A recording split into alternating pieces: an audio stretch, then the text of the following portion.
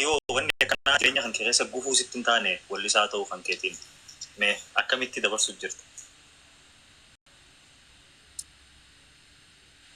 Ani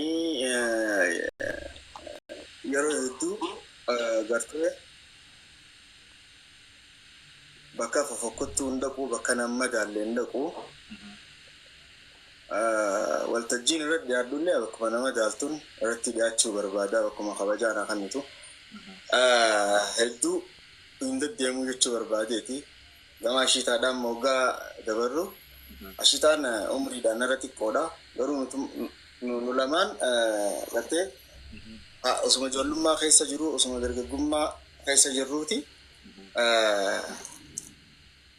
walitti dhufnee ashiitaan umriidhaan irra ijoolleedha ijoollummaa qabdii na jaalatti na dhabuun feetu akka gartee namni biraa ishee harkaan fudhatu hin feetu hin jaalatama jechuudha gartee baraa deemtuun anaaf ashiitaan eega ol fuunee waggaa 8 deemnaa waloota xariirtee anaafillee firiidamii naa kan ta'e na amantee jechuudha anis suutaan gorsaa jijjiirama tirannaatiin guutummaatti ashiitaan ni naaftuu yoon jee farada nan jaalatti jechuudha sii galee namni dhiiruu hin qabne hin jiru jechuudha sii galee anaaf hanga ijoollummaa qabdu san walli saadhaan harkaa fudhatanii jettee qalbii rarraastee turte gizeen aruuza dalaguus na jala deemti gizeen isteejii dalaguus na jala deemti nin harkaa gartee akkasitti baafattee hamti dubbachuu baattus keessatti nin harkaa dhawaatuman gorsuun fooyyawaa eegamaa hidhaltee booda moo mucaanuu na jala hambisee kuni haala kanaa jechuudha sharmaarkeen gaafatte gaafii gaafatee uumaati na gaafatte kana jaarsan kee akkamii yoos jala fudhatte na jennaan jaarsummaadhaaf xiyyaa qabeenyummaadhaaf ko oromooti jettee gaafa sadi deebistee fiitte sinilleen deebiin tiyya si deebite akka ajaa'iba thank you koomentiilee hedduun uffata isarraa jiran I think uffanni kan kee wallistoota birarraa hawaasattis adda ta'e illeen yeroo kilippii viidiyoo keessattis daawwannu yeroo hedduu uffanni kan kee xiqqoo adda ummata birarraa maali ittiin uffata kan kee duuboo jirtu yeroo hedduu maach uffata kwaaliitii uffata babbareedaa uffataa maaliif adda taate wallistoota maaliif suufumaa fi karabaattaa fi wanni hin deemne uffanni kan kee waan addaati istaayila addaati qabattee deemta maali mee iccitii waan kana duuba jiru maaliif adda ta'e gaaffii bareedduu na gaafattee abdee kiyya gaaffii bareedduu na gaafattee ani yeroon kilippii dalaguuf deemu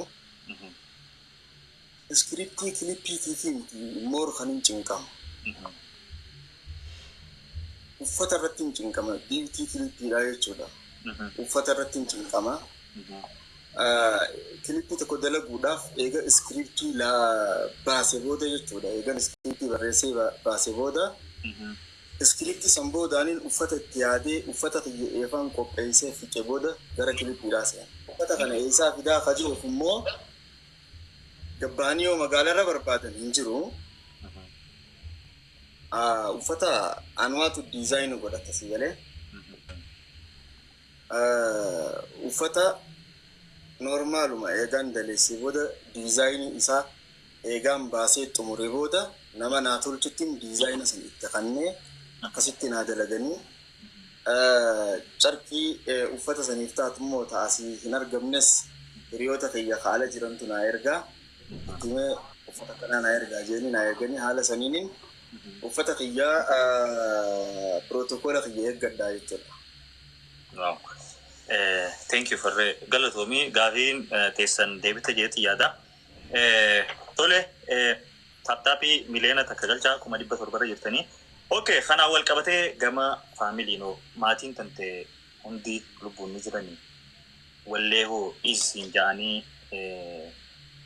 akka dhiistuuf dhiibbaa kara faamiliitiin sitti godhan ni jira. Ani maatiin tante hundi ni jiranii fajoorratti akkuma reefun tan si himetti maatiin kiyya hundi hin jiranii Yatiimummaan hin guddadheen sin jee obboleessa tokko qofaan qaba. Obboleessa tokko qofaan qaba. Innis Jaafar Sulee jedhanii. Akkaan itti yataamuu danda'e immoo abbaan kiyya Sulee Mahammad warra mi'ee isootii bara akka Itoophiyaatti bara 1983tti wareegamee qabsoo keessatti wareegamee lola daangaa jechuudha Somaalee fi Oromoo jidduutti gaggeeffamee abbaan kiyya gartee guyyaa isniinaa lola guyyaa lama walitti dhaabbateen akka dhiiratti nama mika hoffisee ififillee hofee jechuudha. Gartee wareegamtoota qabsaa'ota hedduu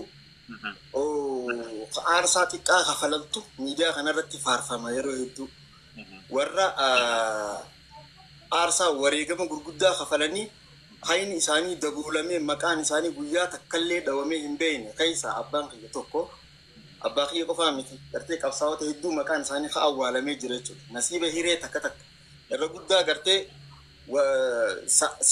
saamicha seenaadhaati gartee irra guddaa saamicha seenaati namni kan jiru. Abbaa kiyya akkasittiin dhabee gaafa gartee abbaan kiyya du'e sanii anaa fi obboleessi kiyya magaalaa Meesoo jiraanna ture. Abbaan kiyya eefa du'e booda diinni magaalaa fudhatee gartee dhalaa garaa qabdu keessaa ilmoo dhoosee baasee qaluu ture jechuudha. Uumama dhiira taate dhabamsiisuudhaaf gartee nutilleen firri abbaa kiyyaa akkasitti bakka du'uu geenyetti anaa fi obboleessa kiyya. أبشر ربنا متعبروف يفهم واشنطن هسه لا يفهم أبشر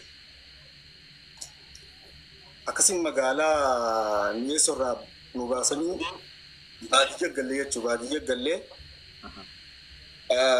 رئي في هوري إيجيتين وقا مراسف بادية واتو جامتو يا أخاكو هي قلية أكسيتي أمانتي يمو سامبودا lubbuudhaan ni jirti yeroo san dhuftee baddeessan nu galchite turtii waggaa 10 booda abbaa kiyya booda waggaa 10 turtee ummaan tiyyalleen akhiramtee ummaan tiyyaa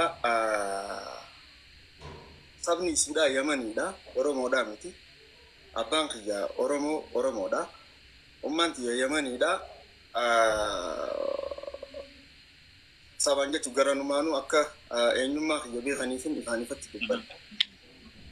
Akkasitti ummaati yesi faalii dhawee sababa dhukkubaatiin gartee addunyaa tanarraa bara 93tti boqottee jechuudha.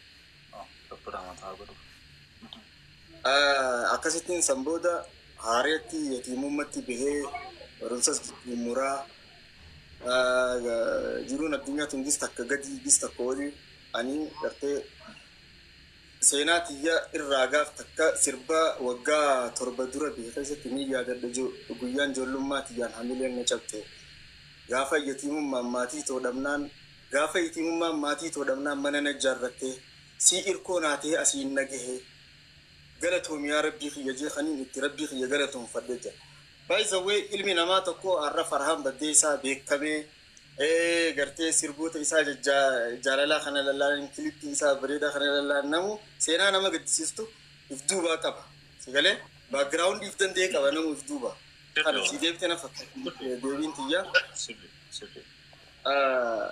Moo wallee irraa si dhorkuu hin turre hajatti irratti eegan maatii tiyya dhabe booda kana guddise Jaafar Suleeti. Asuma Finfinnee na wajjin jiraata.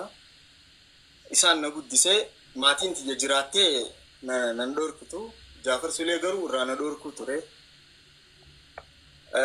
Dideetiin harkaa bahe jechuudha. Osumaan qarootiin Finfinnee tanatti deebi'ee Anwar Badhaanee fanni beekanii Addisuu Furgaasaa fanni beekan saampila jalqabaatu kanaa dadhabee gartee Anwar Badhaanee faadhaa mana Addisuu Furgaasaa fatti naa dadhaban bara 98tti jechuudha. Waggaa 17 dura jechuudha. Wanni kunuun galee.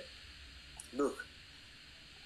Akkasittiin obboleessa kiyya harkaa bahee dhiibadhee aartii tana keessatti gangaladhee sadarkaa tana gahe jechuudha.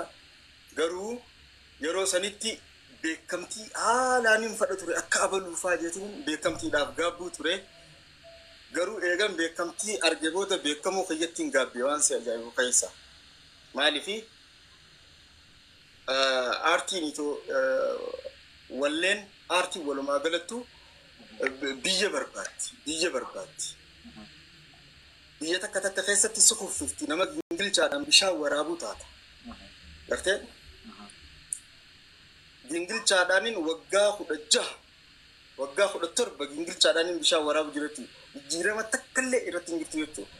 Eega bu'aan nuti qabnu aartiin tun akka hin banne, akka hin fokkonne, gartee akka saba biraatti nuu kanfamne qabnee tursiisuu keenya kunuu bu'aadha. Alhamdulillaahi. Sorry. Ifama guddaa